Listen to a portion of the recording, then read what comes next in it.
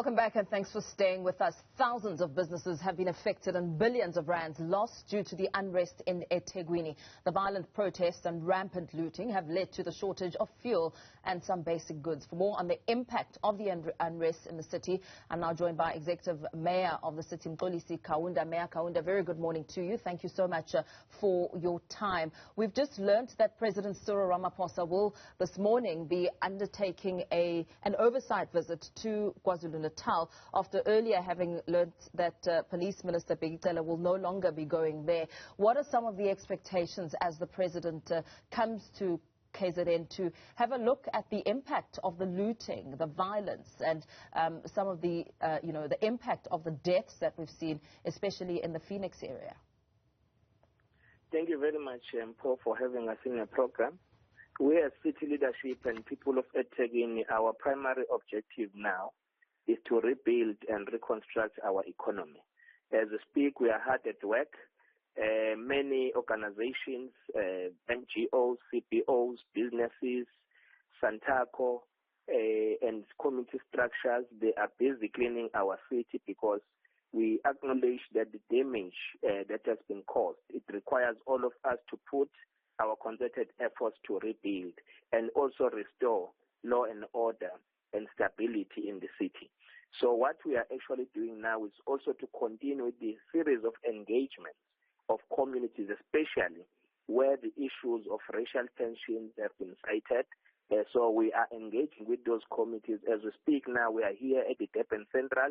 We'll be moving to Durban North. We have visited so many areas, Phoenix, Verulam, Marion Hill, Chatsworth, Hillcrest. We are still advancing to other areas because we have a firm belief and the conviction that if we work together as people of eThekwini to reject the criminality, to reject the notion of racism that wants to engulf our areas, then we'll be able to succeed.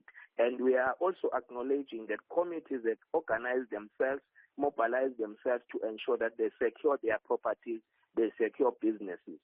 But all what we are appealing for is that when these exercises of protecting their areas are conducted, the issue of taking the law into our hands must be rejected. And we must also encourage people not to judge other people through their racial card, their racial standing, so that they will be able to work together. Even such patrolling and exercises should be integrated, because in eThekwini, we reject the notion which is to suggest that there is white area, there is Indian area, there is African area. In eThekwini, we are an integrated community, so everybody must be allowed to access shops, everybody must be allowed to access fuel stations, because this economy requires all of us to build it, but people still need food. Food security must be looked at because it's one of the primary things that people are requiring as we speak. So it's very important that we mobilize the society to reject the wrongdoing, the looting, the further burning of properties and the damage in the infrastructure. And we must be looking for these criminals who are perpetuating and inciting this violence, and they must be brought to book, because those are the ones who are sending messages through social networks in which our people should really reject such messages which are intended to incite violence in our community. So we are saying Durban and eThekwini belongs to all who live in it, black and white.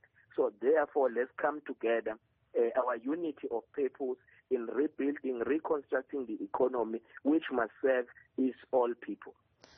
Mayor, we know that Police Minister Bheki has said that the element of racism was secondary to criminality in the Phoenix area, because we know that recently the community of Phoenix was really compared to a war zone. Dead bodies, torched vehicles and armed community members. Is there any thought or any talk at all about perhaps declaring a state of emergency in eThekwini to fight the criminality that we've been seeing? I mean, 20 deaths in just one area is really a shocking amount. We believe that the dialogues which we are conducting, we started there in Phoenix and we left the system to be operated where there are integrated committees that were put forward so that these surrounding areas of Phoenix, Inanda, KwaMashu, Ntuzuma, we work together. What is important is to ensure that we educate our people as to why do we still need to work together as a united nation. Because this thing of discrimination has been there during apartheid. It must be rejected at all costs. So therefore, our people should not look at one another on their races. But what needs to be done, because people from Amaoti, people from Bambai and other surrounding areas, some of them are working in clinics. We must start opening up our roads.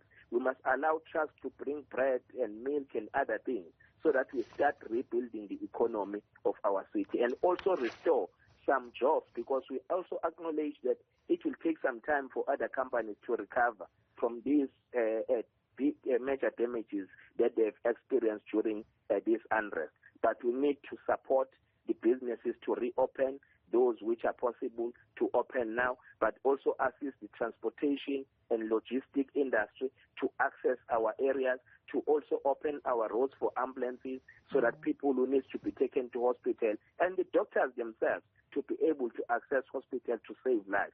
That's the call we are making. Enough has been done. Enough has been said. All what is required now is building our unity, is building our economy to work better for our communities. But we reject and we condemn all the looting, all the burning of shops, and we are surprised that people are starting to loot schools. People are starting to burn schools. For what good reason? Because there is no reason why we should damage our things. There's no reason why we should continue fighting.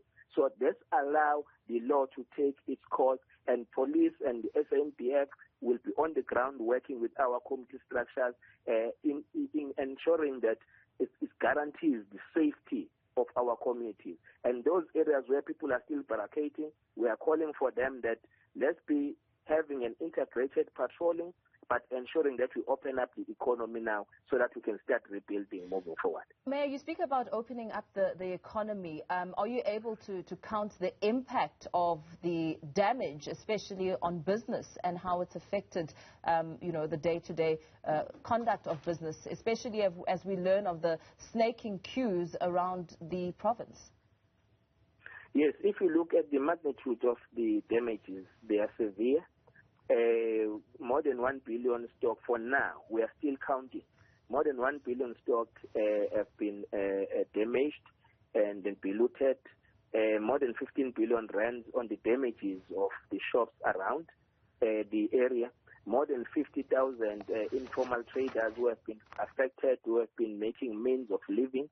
And we have also anticipating that more than 160,000 jobs will be lost. And remember that during lockdown levels, we have already lost more than 300,000 jobs. We have already lost more than 6,000 companies which shut down their operations because they were no longer feasible in operation. So it's important that we restart and we recommit ourselves to reposition our city. And we are making a call to those businesses that have been affected, to their owners. We are saying on behalf of the people of eThekwini, we apologize for what transpired on the damages that they've incurred.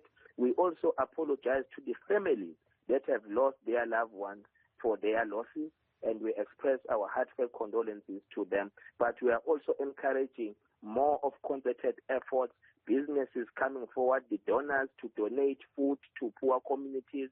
That is more than encouraged, because we need everything now to make sure that we bring back the livelihood. We also apologize to the workers whom their jobs have now been lost because everything has been damaged. They are no longer going to get monthly income. So we'll need to look at those issues. How do we come together to ensure that we respond to the plight of the poor, we respond to the plight of businesses, we respond to the plight of workers who have just lost their work?